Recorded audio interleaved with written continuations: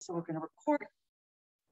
Oh, wonderful. Now we can share it again. So start about the Hanukkah. Okay, there it goes. Good job. So why should it be necessary to dedicate the temple? It's because it had been polluted by the monarch I referred to, the head of the Seleucid dynasty. You could tell, by the way, that he was not a very well-balanced person. He entered his reign being called Antiochus, and he gave himself the extra name Epiphanius, which means God manifest. Whenever you call yourself God manifest, you know there's trouble for anyone who disagrees with you. So Antiochus Epiphanius decided that he would establish the worship of Zeus in the temple. He rededicated the altar. He saw to it that swine were offered. He insisted that people should eat pork, that there should not be the practice of circumcision. In short, the Torah was actually outlawed in Jerusalem. This had to bring about a response. And a response came fiercely in the shape of the family whom history knows as the Maccabees. They pushed back against the Seleucids and their army and are remarkably successful. To some extent, they're successful because the tactics of the Maccabees, especially their leader, whose name was Judas Maccabeus, that's a nickname, it's Judas the Hammer. Their tactics were guerrilla tactics. They were extremely effective in opposition to the Seleucids. The other reason was the Seleucid dynasty itself was reduced by infighting, and they were on the way out, politically speaking. As a consequence, the Maccabees were able themselves to get into power. They assumed the role of being the high priest in the temple. And over the course of time, they also took on the title of kingship. They're remarkably successful in the short term. The Maccabees actually wound up taking on more territory than David and Solomon ever had. They took more territory than is currently within the state of Israel. And interestingly, having themselves been victims of the one religion program, they actually imposed a one religion program. They imposed, for example, to an area of the south of Judea, known as Edom in Hebrew, or Idumea in Greek, a policy of required circumcision of male infants. And in fact, the people of Idumea rather easily converted to Judaism. One reason for this was that circumcision was already being practiced there. The real issue for them was the relationship between their ancestral god, whose name was Kos, and the god of Judaism. There was a family, we might call it a sheikdom of Edomites, who controlled a sizable amount of territory with a semi-nomadic existence in Edom. It was headed up by the father of Herod the Great. His name was Antipater, and he, along with his father, joined the Maccabean regime as their local client rulers in Edom. This is really how the family came up over time. Because they came from the land of Edom, at a later period, the political opposition to Herod the Great would sometimes say, oh, you see, he was really not Jewish. He was really an Edomite. The fact is, the family had already converted by any standard of Judaism then or now. Herod the Great was indeed Jewish. we're going to have to live with that thought and see how he developed his own Judaism over time, because it became a policy of state under Herod the Great to support Judaism, and at the same time, and this is the theme I really want to develop, at the same time, to serve the Romans, first as a republic, and then the Romans as an empire. That's what made Herod the Great uniquely successful and also deeply controversial, even to our day. So as you can see, he was born in the year 74, and it, as makes sense at first, the dominant force that had to be contended with was that of the Maccabees, whom Antipater, the father, served extremely well until the 60s, before the Common Era. I don't know, by the way, why it's always the 60s, but it's always the 60s. Somehow that brings turmoil. But in the 60s, before the Common Era, this uniquely effective dynasty of Maccabees started squabbling with one another. Two brothers, one named Hyrcanus, the other named Aristobulus. By the way, I've always put in the Aristobulus 1, 2, 3 in the chronology. They're so indicated in the book I wrote about the Herods. Just to say, one has to be mindful when the name is used, which characters really meant. We'll see next time we meet, this also affects knowing which Herod you're dealing with, because that became a very popular name too. So two brothers, Aristobulus and Hyrcanus, begin to dispute over who should be the high priest. They enter into civil war over this. And at this period, Rome, still a republic, not yet an empire, still a republic, is moving towards the east. It has a particular interest in Egypt. We'll see Egypt is going to feature very importantly in this. There's a strategic interest in Egypt because of the productivity of Egypt for wheat. This may seem odd to us now, but at the time, because of the regular pattern of the Nile River, grain production was extremely regular out of Egypt. The Romans needed this. It's part of their support system for the city of Rome and their emerging territories. They are also concerned about the area of Judea as being a pivot point between them, on the one hand, and the Eastern power. First, the Seleucids, whom I already mentioned, but then increasingly, as the Seleucid power waned, the empire called the Parthians. And basically, the Romans and the Parthians were in a superpower confrontation through this period. How do you control Judea?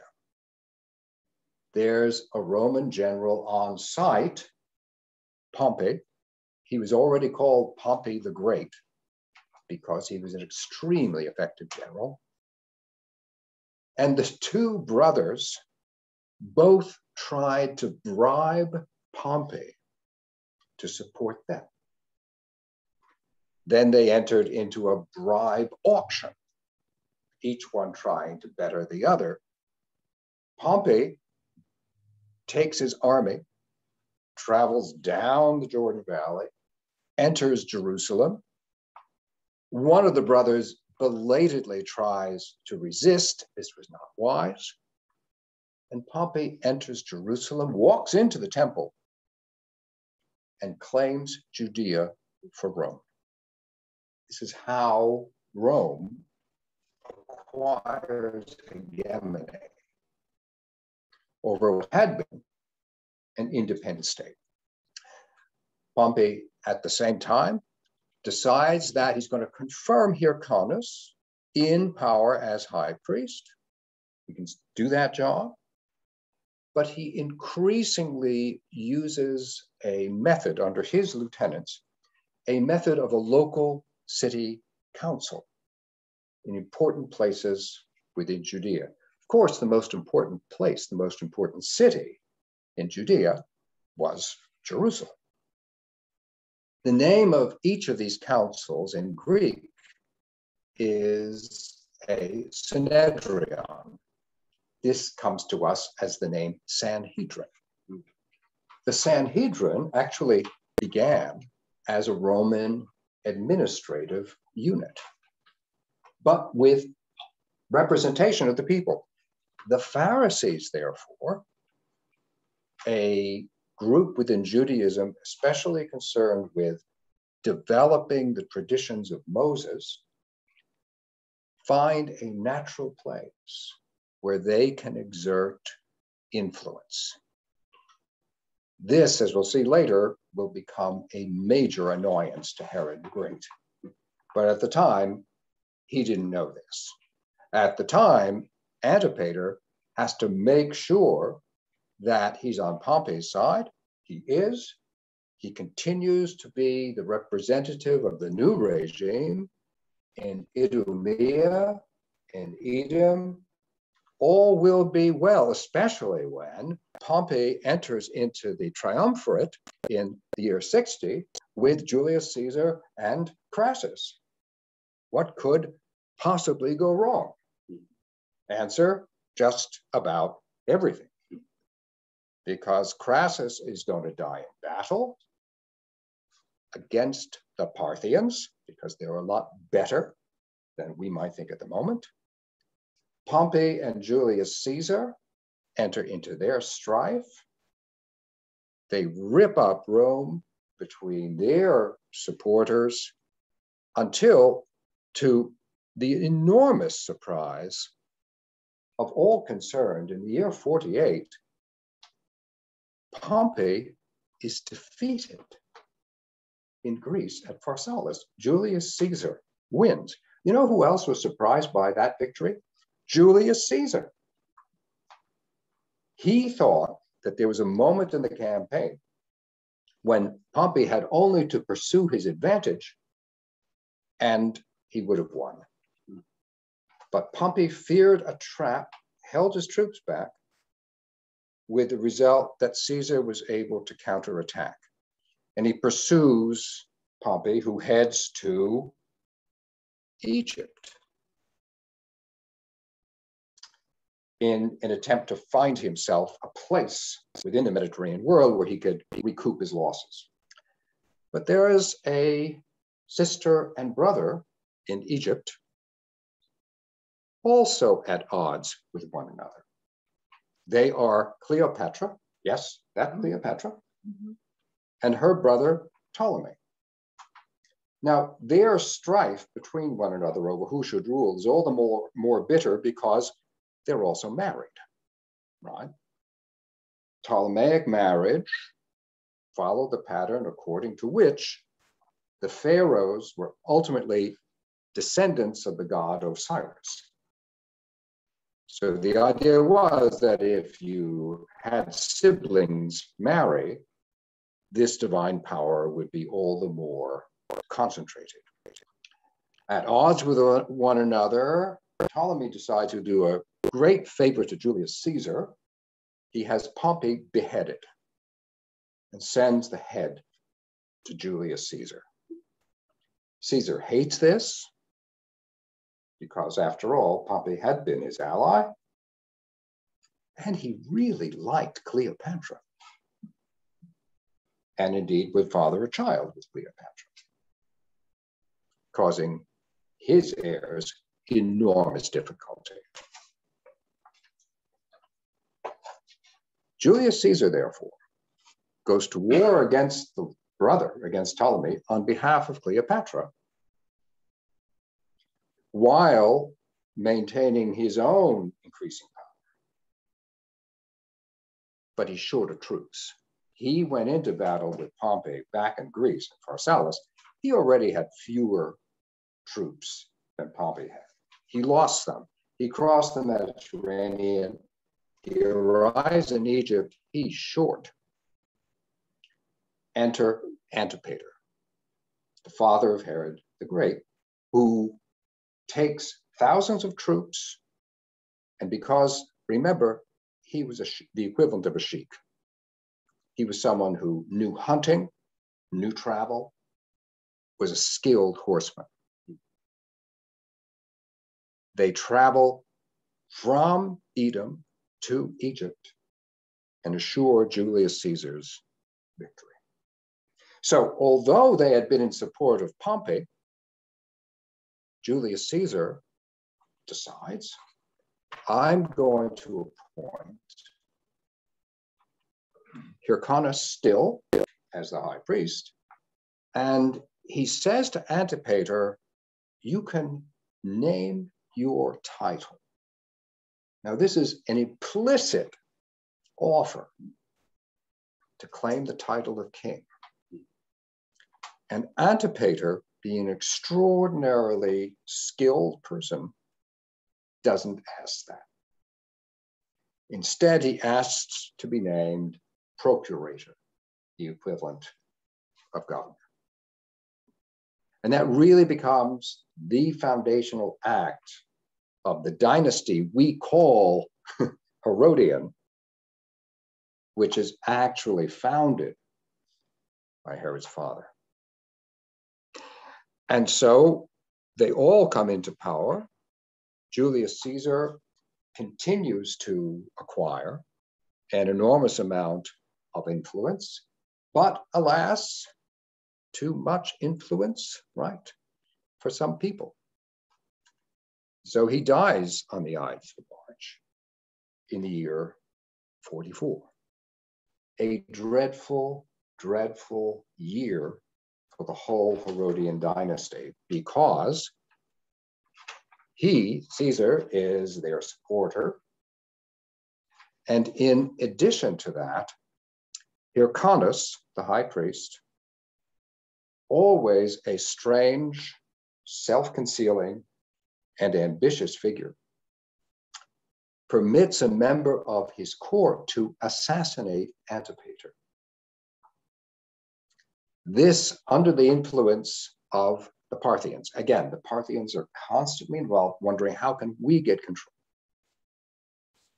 And they foment a civil war with their own new candidate to be high priest. And in the course of that, they also killed the brother of Herod the Great, Phasael. Therefore paving the way, oddly enough, for Herod the Great to rise to power, but not before a terrible trial. And that trial was really what made Herod's remarkable reputation.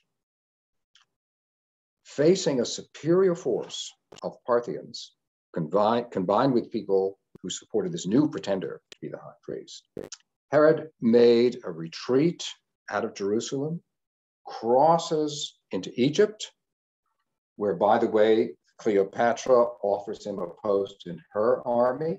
He refuses. He moves on to Rome, making a simple case. I can be Rome's man in Judea.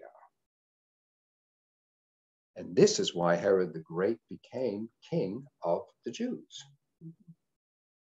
Because Rome determined, in the shape of Octavian, Julius Caesar's adoptive son, and Antony, after Pompey, the greatest general of his time, they together present Herod the Great in Rome before the Senate, where he acquires the royal title. But at this stage, of course, he has royal title only in theory. He's king of Judea in Rome. Who's king of Judea on the ground? He has to return with the Roman general. And it's 3 years of extremely difficult fighting, open war, to bring Herod to the point where he actually rules as king of Judea. But he did succeed. And in the course of this enormous victory, he also decides on a stratagem that one can see him pursuing through most of his life. That is, he thinks, with my background, I need something which will also solidify my base among the Maccabean family. You could always marry into it. And that's what he does. So at the same time he's becoming king, he exchanges a marriage contract with Mariamne, then 12 years old, to be his wife, which she will effectively become a few years later. His conception is to establish his dynasty as both politically and militarily powerful and legitimate from the point of view of the priestly succession. This will turn out over time, as we'll see later on, as time unfolds, after the death of Herod, to have profound and very interesting consequences. But for the moment, it is simply a part of his deciding to solidify his position within Jerusalem as being the king. It's interesting that this is occurring, namely his marriage to Mariamne, just as Antony and Cleopatra are famously beginning their liaison in Egypt. And in fact, Antony and Herod were extremely fond of one another and very good friends.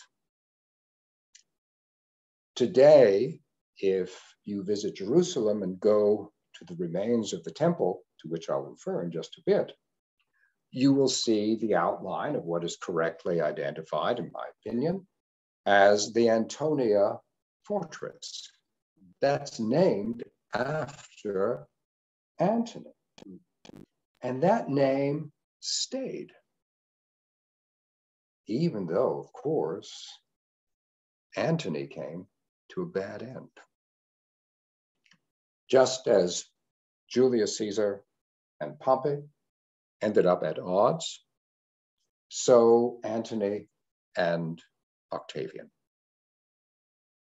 Antony believed he was going to defeat Octavian at the Battle of Actium. This is in the year 31. One reason he believed that was that he had at his disposal the enormous naval fleet of Cleopatra, who also thought she was going to win. In fact, Cleopatra was so confident that she was going to win this battle, she turned down the assistance of Herod, didn't want him anywhere near this crucial confrontation with Octavian. Why? She wanted his land. She had a vision of a greater Egypt, absorbing Judea, taking over from Herod the Great. And in a series of confrontations, Herod resists her, and she finds a way to marginalize him. He is successfully marginalized. It's the best thing that could have happened to him, because it meant that he was not in opposition to Octavian at the Battle of Actium. Octavian won. Antony and eventually Cleopatra commit suicide. And now Herod the Great has got a new power broker to deal with, namely Octavian, who is on the way in the year 27 to be called Augustus. Now, we usually refer to this as his becoming emperor. In modern political language, that's really quite accurate. But at the time, he's actually simply seen as the princeps, as the prince. But he's a special prince. Why? he's held to be also a part of his Latin title, what is called Divi Filius, son of a god.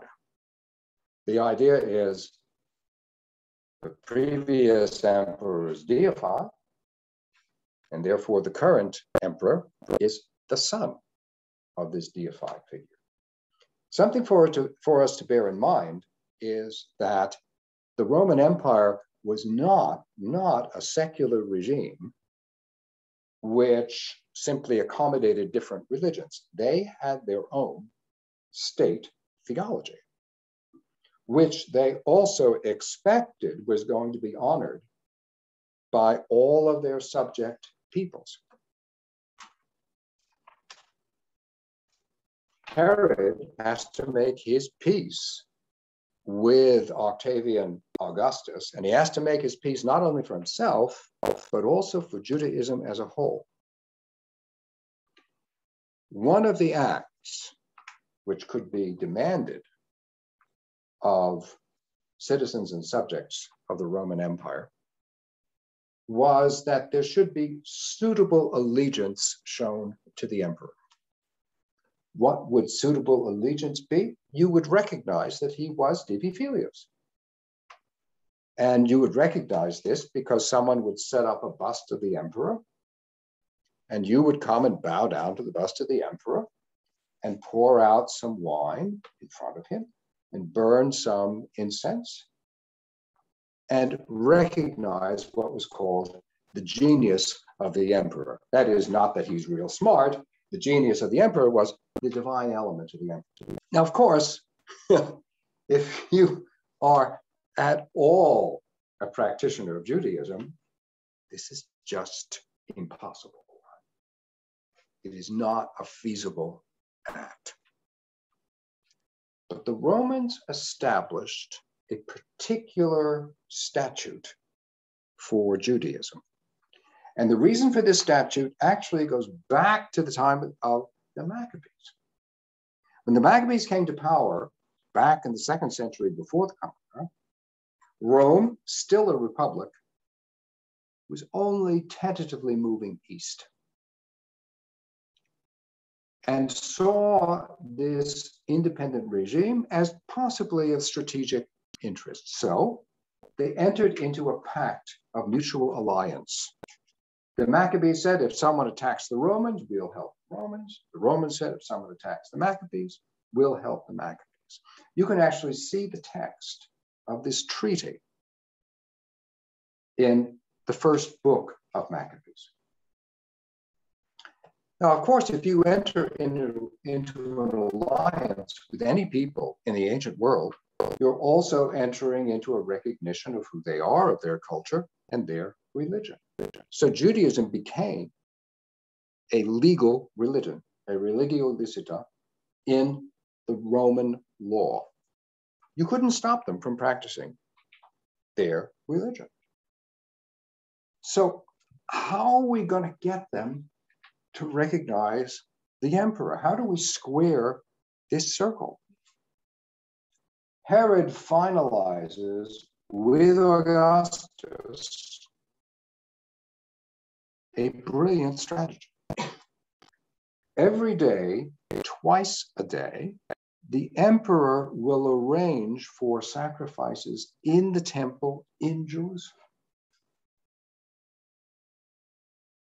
And when those sacrifices are offered on his behalf, that's the equivalent of those in the temple praying for the emperor. So you're not praying to the emperor. You're not saying he's Divi Filius, but the temple becomes a symbol not only of the very center of sacrificial Judaism, but also of Roman hegemony in Judea. So, of course, Herod the Great works mightily to enhance this temple. Today, if you visit the Temple Mount in Jerusalem, what you see, apart from unfortunate Crusader editions and that kind of thing, what you see of the original Second Temple is the contribution of Herod the Great, who started this enhancement in the year 20 before the Common Era, and it proceeded over decades long after his death. He builds for Judaism. He also builds for Rome. As he's doing that, he's also founding new cities in honor of Augustus and is developing his twin loyalties, both Judaism and to Augustus, who survived Herod the Great. But in so doing, of course, it raised the issue, what happens when loyalty to the one impinges on loyalty to the other? As part of his enhancement of the temple and the large outer court of the temple, he decided it would be wonderful to erect a large eagle. You all see the problem? There's this commandment about idolatry. Many Pharisees also saw the problem. And as a result of that, near the time of Herod's death, it took him a very long time to die of an awful circulatory complaint that produced gangrene. During the period of his last illness, it had been rumored that he'd actually died. So great young supporters of the Pharisees go in by night to the temple, put up ladders, cut down the eagle, it's shattered to the floor of the temple. Herod revives, kills all the leaders, and whole populations of several towns. At the end of his life, he was extraordinarily vicious. We'll talk about this vicious policy more next month.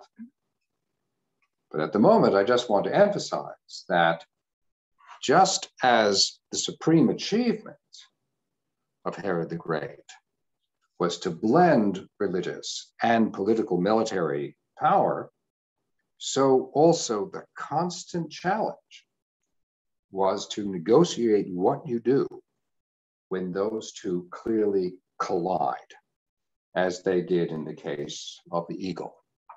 That left all the pieces, literally, to be picked up by his son, Archelaus, who's known to history as, Herod Archelaus, therefore producing confusion. And that we'll have to pick up when we meet again next month, when we hope we can continue our tradition of climbing out of this pandemic intact. But thank you very much for joining me. I just wanted to leave some time for questions or comments.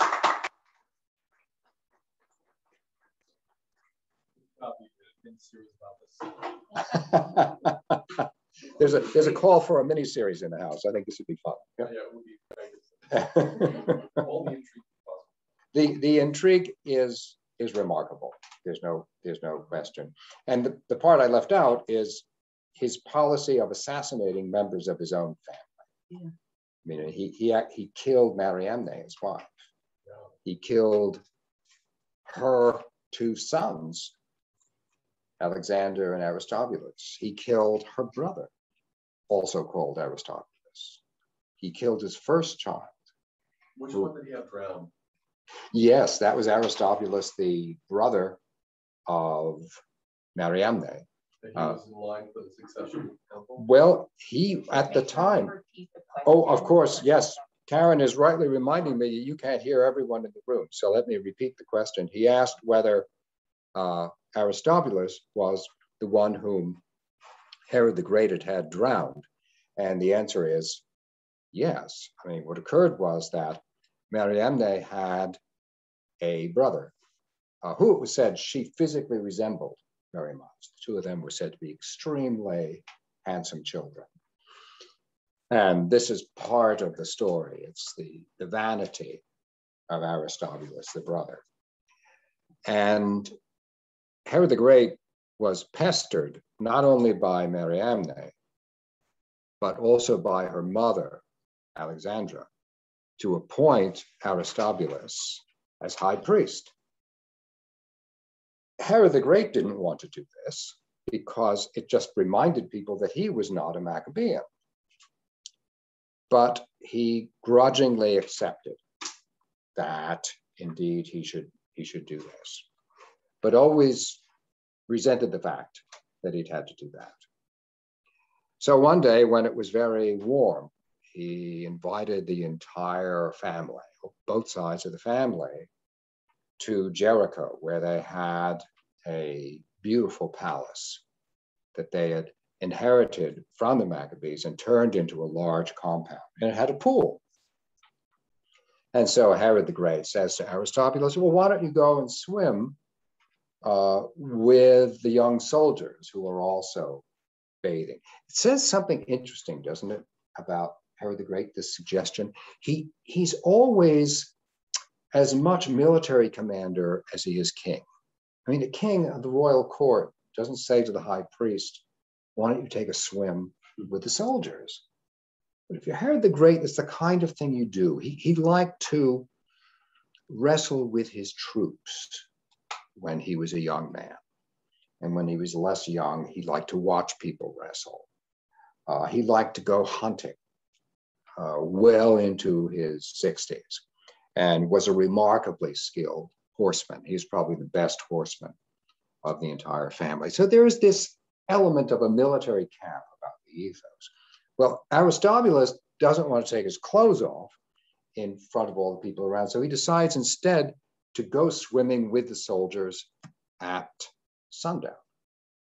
So he does. And guess what? They drowned him. And there were so many of them, you couldn't even say they'd done it. But it was clearly at the order of Herod the Great. Of course, this did nothing to improve the quality of his marriage.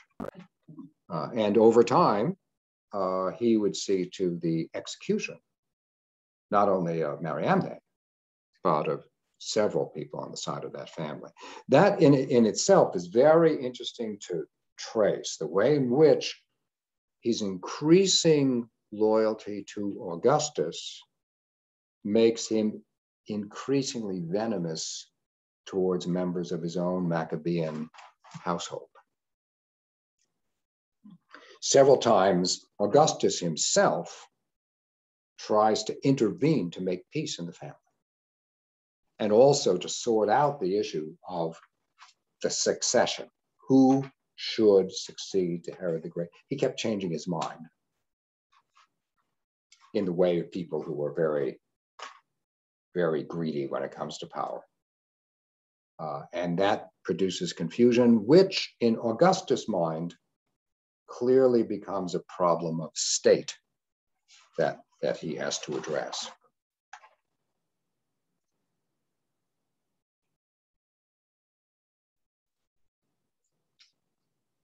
I'm just looking at the screen to see if there are any questions, any virtual questions. Yes, please. Yeah. I always thought the Maccabees had defeated the Greeks. You're saying they actually defeated the Seleucids? The Seleucids, yeah. This is the question about whom the Maccabees defeated. The Maccabees defeated people who spoke Greek. There's no doubt about that. But they are actually a separate dynasty. At the time of Alexander the Great, who was obviously a major conqueror of this period, the result is to make Greek a second lingua franca of the Near East. Its first lingua franca, as a result of the Persian Empire, had been Aramaic. But now you get an interesting overlay and competition between the Aramaic speakers and the Greek speakers. But when Alexander the Great died, his territory was carved up among his successors, one of whom was named Seleucus, who was one of his generals. And he became the founder of the Seleucid dynasty. So the Seleucids never ruled Greece, but they spoke Greece. And they were located where? Their capital was actually called Seleucia. I mean, he loved, in the way of generals, to name things after himself. And that means that they're to the east of present-day Israel. Arlene has a question. I think she unmuted herself. Oh, okay. Arlene? Hi, how you doing? If you want to unmute yourself, I'd be able to hear you. Oh, well, I wrote it in the chat, but Herod was never held accountable for all the assassinations that he did. He had no one to answer to. Yeah, the question of assassination during this whole period is an interesting one, isn't it? For example, there is Julius Caesar.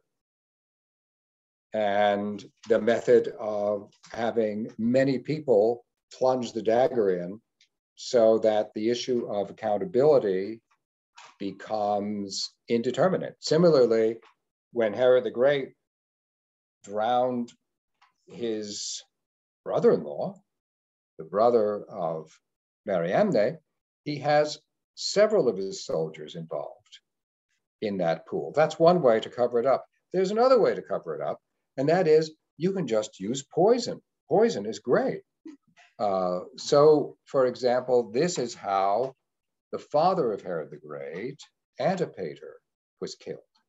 Hyrcanus II, the high priest, who was being protected by Antipater, thought, maybe no Antipater, I could be a Maccabean king again. So he permits a member of his own household, whose name was Malichus, to poison a dinner to which he had invited Antipater. Down goes Antipater. Herod the Great, of course, being Herod the Great, is enraged and wants to go to open war against Malichus and Hyrcanus. Now, at that time, one of the plotters against Julius Caesar, namely Cassius, was actually the governor of the area. Cassius explains to Herod the Great and to his brother Phasael, who then was still alive, no, this is not we don't go to war. You kill. And so, in fact, Cassius permitted Herod the Great to put on a special peace meeting with Malichus and said, if you just walk along the street here, you're going to be welcomed by my entourage and also by some Roman officers. Well, yeah, he was welcomed the same way Julius Caesar was welcomed. They just stabbed him to death. So the fact is, yeah, that accountability is, for reasons of state, something that can only be settled by coup or by civil war. You don't have a court that's going to indict someone like those who assassinated Julius Caesar or Herod the Great. This is one of the ways in which the ethos of Rome and later the Roman Empire actually takes over the way in which business is done within Judea itself. By the same token, Herod the Great will start marrying off some of his near relatives to one another. Because in this time, one way you formed alliance was by marriage. And the thought is actually a bit like the Egyptians, if I can so express it, if you keep incest in the family, it sort of increases the power of the family. And so some of the marriages of the Herodian dynasty are clearly incorrect from the point of view of the Torah. They don't pass the book of Leviticus test. But the reason for that is not a desire to abrogate the book of Leviticus, but to follow along with this Hellenistic practice, this widespread Greek cultural practice of using intermarriage to solidify the power of a dynasty. So yes, Arlene, I wish it was a more law-abiding time, but it really wasn't. It really wasn't.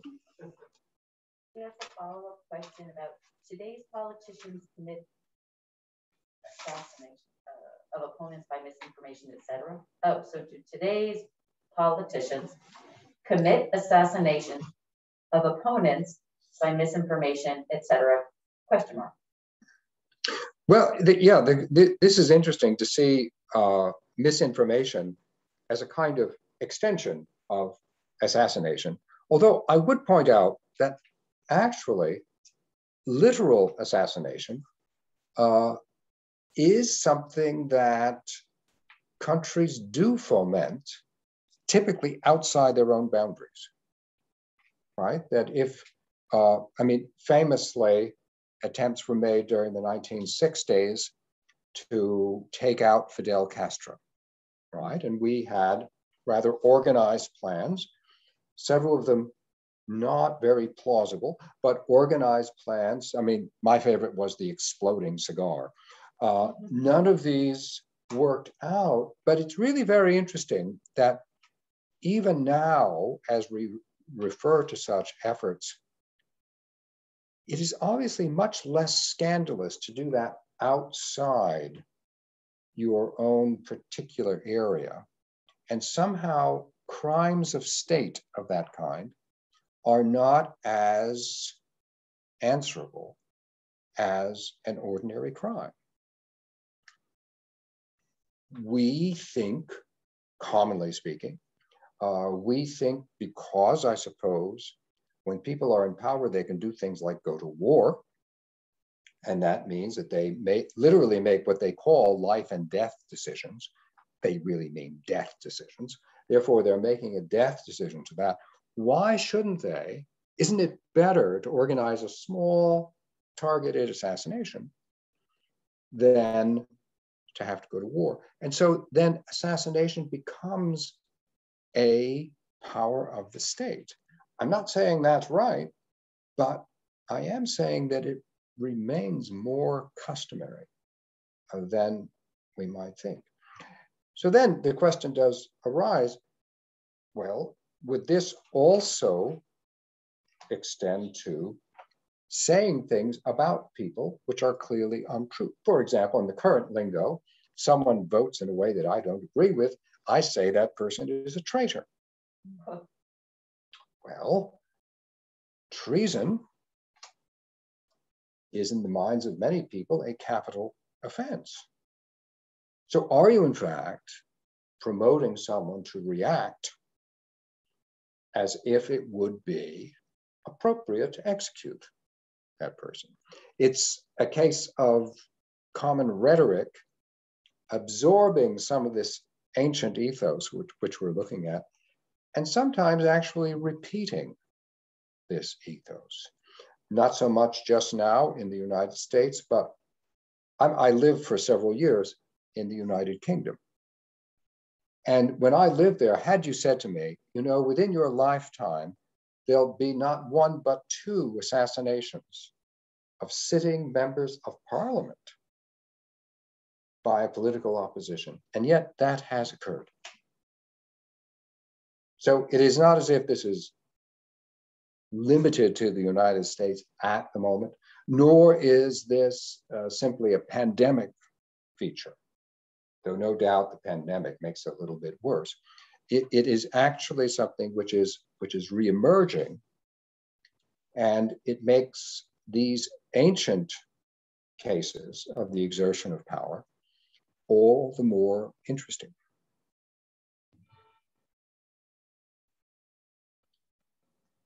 That's actually a bell that just rang 2 o'clock.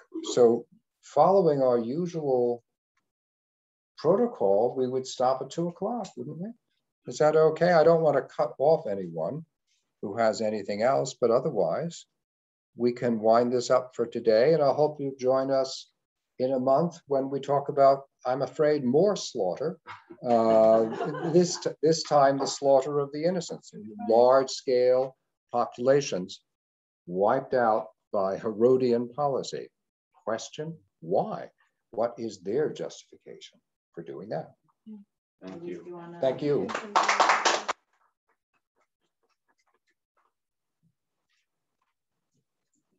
So I won't be accused of being rude. I'm going to say hola. Thank you so much for joining us. This is a pleasure to connect through this medium, a remarkable start. Also, if you want to maximize these lectures, I highly recommend that you purchase this book.